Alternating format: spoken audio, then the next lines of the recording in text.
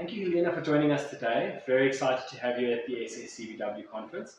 I'm Carl from Aerofoil Digital, for those of you who don't know, and Helene is here from Helene Fluent Inc.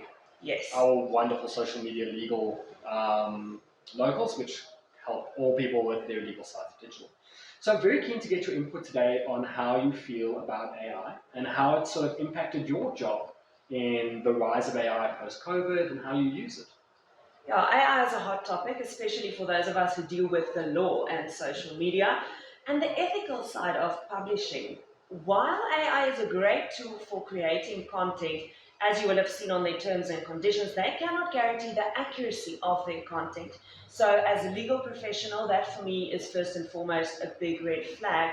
If I were a journalist, I would say that you can use AI for inspiration and for story ideas, research ideas.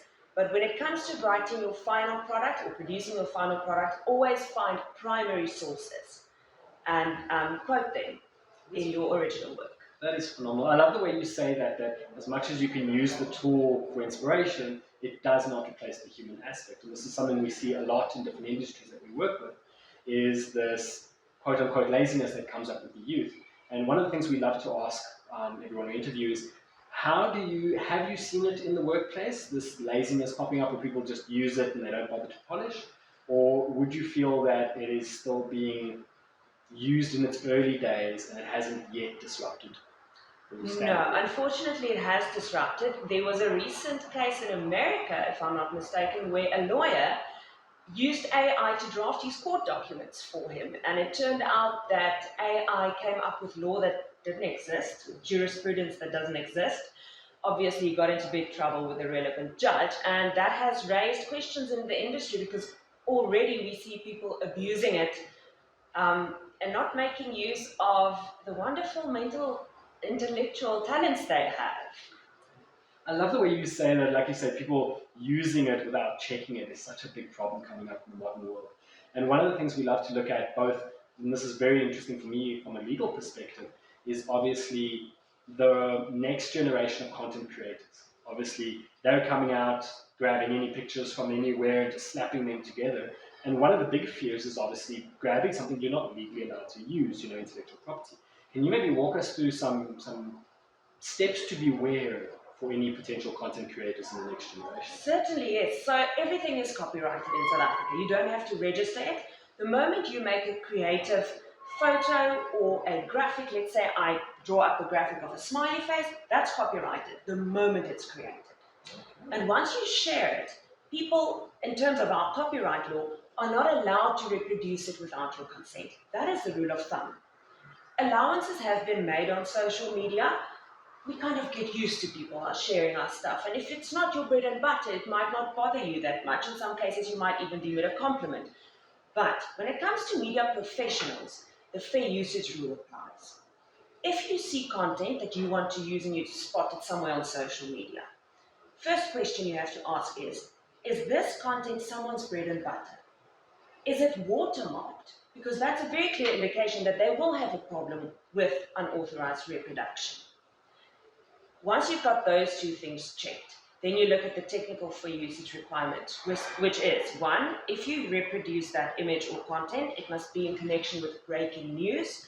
You must use it to a limited extent, only as far as necessary. Credit the source and try your very best to get hold of the source and ask for their permission. And even then, you might still run the risk of being sued for a copyright violation. So those are the basics of fair usage, but all in all, I would advise ask permission before you repost. I love the way you say that it's people need to check and at least make the due effort to try and contact the original posters, especially in the example of artists who have manually spent hours painting things only to have it jacked by digital.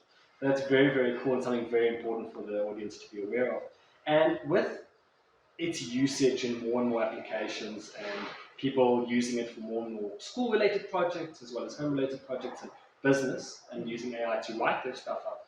One of the things we noticed quite extensively is that people lack the check of plagiarism to go back and make sure they're not actually just plagiarizing people because, oh, it came from a computer. And have you used any specific tools you would recommend that you would go about double checking someone's work to make sure that they haven't just pulled it from a machine and plagiarized? Tools like Turnitin sometimes miss plagiarism. So what I actually do is when I need to check content for plagiarism, which happens from time to time in my line, is I take it paragraph by paragraph and I literally Google each paragraph. And if it pops up, then I know the entire paragraph or a section of it has been plagiarized. Yeah, fantastic. That's something very interesting for the youth to be aware of.